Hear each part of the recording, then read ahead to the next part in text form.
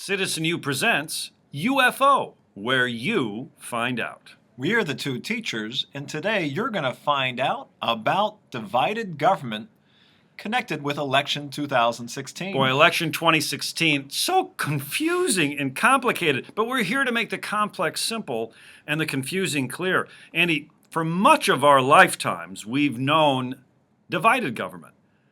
Now, under Trump, unified. What does this mean? So we know that particularly since the late 1960s, voters, when they're voting in national elections, tend to have a majority vote for the House or the Senate. That's the opposition party to the president.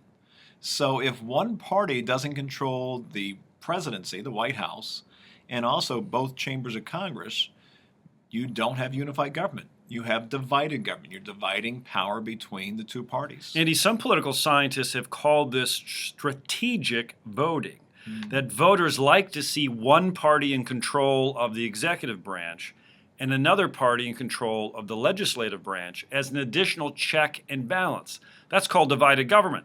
Trump, however, is looking at the Republican Party candidate winning the White House with clear majorities in the House, clear majorities in the Senate, and even clear majorities in the Supreme Court. Andy, this is the trifecta of unified government. It is the trifecta, and it's the trifecta of confusion, you're right, because everyone was predicting the opposite. Everyone was predicting that Hillary was going to win and that a lot of those Republican voters that were going to vote for Hillary were then going to vote for a Republican Senate or a Republican House to check the power of the president. Everyone expected divided government with a Democrat in the White House, and now we have unified government that's all Republican, kind of out of the blue, but very similar to the unified government that Barack Obama came into power with in 2008 and that Congress in 2009. In fact, Barack Obama, remember, had a supermajority of Democrats. They had 60 Democratic senators who could kill a filibuster. So they had super unified government. It's still a struggle to make policy, even when all the players are controlled by your party, though. Andy, the political science on divided governments is a little bit counterintuitive. The prevailing wisdom is that notable events happen just as likely in divided governments as unified governments. We also know in divided governments, you tend to have legislation that's more specific with less discretion given to the bureaucracy because they're worried what the other side might do.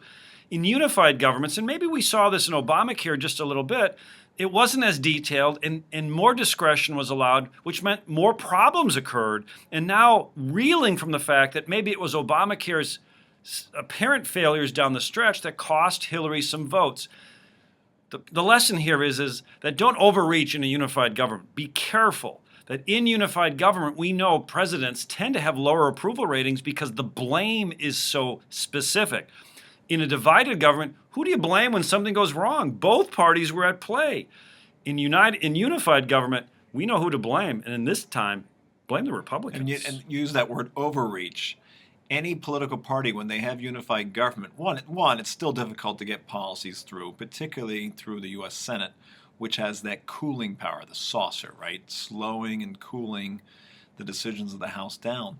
But when your party controls everything, you have to be cautious of that overreach. If you go too far too soon, and you referenced Obamacare, which passed with 0 Republican votes. You can go back to the Republican Congresses under George W. Bush, voting for war policies that became very unpopular, voting for massive pork barrel projects that were perceived to be Republican corruption. When your party does overreach, and it almost seems inevitable, Dan, the voters have a way of punishing that, particularly in midterm elections. Let's not forget either that political parties are big tents. That helps explain Trump's victory, but it also will make it difficult for him to pass policy because the Republican Party is fragmented. There are just as many Republicans who opposed Donald Trump in the November election than those that actually advocated for him. Andy, this unified government isn't as unified as we might think. So hang in there. It's not the end. Hey, we're the two teachers, and we're here to make the complex simple and the confusing clear. No fancy words. No fancy suits. Plain talk about issues you need to know. Just in time.